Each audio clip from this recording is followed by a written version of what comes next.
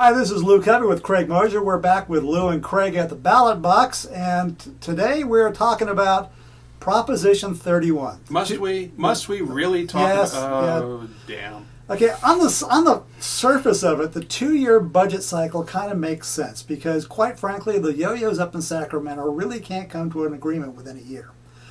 And this would actually kind of simplify stuff.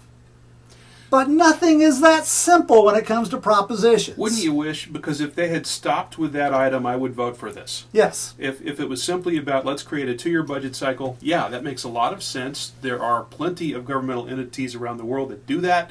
It has a lot of benefits, but it throws in a whole bunch of other things as well. Because ballot props should just be about one thing. Yes. And this one, as with so many of them, it isn't. It's about a hodgepodge of things. I can't complain too much because they're at least related, but I don't want to do all of them. So you can't pick and choose which ones that you support.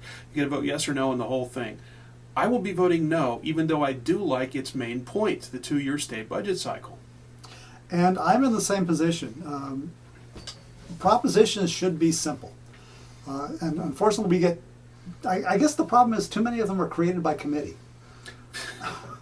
Too many are created by committees, and too many of them try to do a little bit too much. I think that was the problem here, because there are several of these items I like. There are several others I think are probably misguided. Let's go through the list of what these things will actually do. Go for it. Okay, number one, you're going to establish a 2-year cycle for budgeting. We both like that. Great idea. Okay. Secondly, it's going to prohibit the state legislature from creating expenditures of more than $25 million unless offsetting revenues or spending cuts are identified. And I can think of at least one problem with that. I think in general that's a nice idea, but in the real world it might not work. I think about Governor Schwarzenegger a few years ago having to come up with some extra money for firefighting when we had fires all over the state. Yeah. And there weren't going to be $25 million in offsetting revenues or spending cuts. That wasn't realistic. You've got to let the government do its job, and then if we don't like them, replace them with other people. This tries to micromanage what they do with a rule, and I don't think it's going to work, at least in certain exceptional cases. Well, especially on the level they're talking about. I mean, $25 million in the state of California barely covers the opening of a new DMV. Yeah, and as a famous man once said, 25 million here, 25 million there, pretty soon it adds up to real money. Yeah, but not in this case. No. So, I mean, right there, we've actually had this problem in our church many years ago, where we had a rule that said that there could be no expenditure made by the church over $5,000 unless the entire congregation approved it. Well, that was great back in 1950 when it was first put into effect. But that means in the current days you can't even repair the parking lot. Yeah. In some cases, you can't even pay the electric bill. Yeah. So, I mean, putting that kind of an arbitrary number on it is really ridiculous. And this is not a number that's prorated for the future. Yeah. It's a flat number, which means in 10 years it's out of date and this has to be fixed. Yeah. Even if everything else goes beautifully, which I would be surprised. Then we have other provisions that I have trouble with. Go ahead. Permit the governor of California to cut the budget unilaterally during declared fiscal emergencies if the state legislature fails to act. I thought that was already in place. That's what he's doing, isn't he? Not exactly. Not the way this is stated. I think he has some leeway under executive powers, but not that much. This begs a question. So we're going to fix the state legislature by letting the governor override it. There are constitutional issues here. I can't imagine that would succeed without all kinds of court challenges. And the legislature might be even roused to action over this. Yeah. But that's problematic. That doesn't strike me as a solution that will actually solve the problem it's designed to solve. Then we have these next three, which are not necessarily bad ideas. Require performance reviews of all state programs. We do that in business. We should do that within the state government. Require performance goals in state and local budgets. Wait a minute. Yeah, I have some issues with that as well. Again, this is trying to micromanage state government through a ballot prop, and I don't think that makes a lot of sense. Yeah, but it's more than just state. It's local budgets. Yeah, so this is going to be imposed on San Mateo County. And Redwood City. Yeah, and any local budgets. And So how much are we going to actually spend to create additional bureaucracy to create those performance goals and check on them?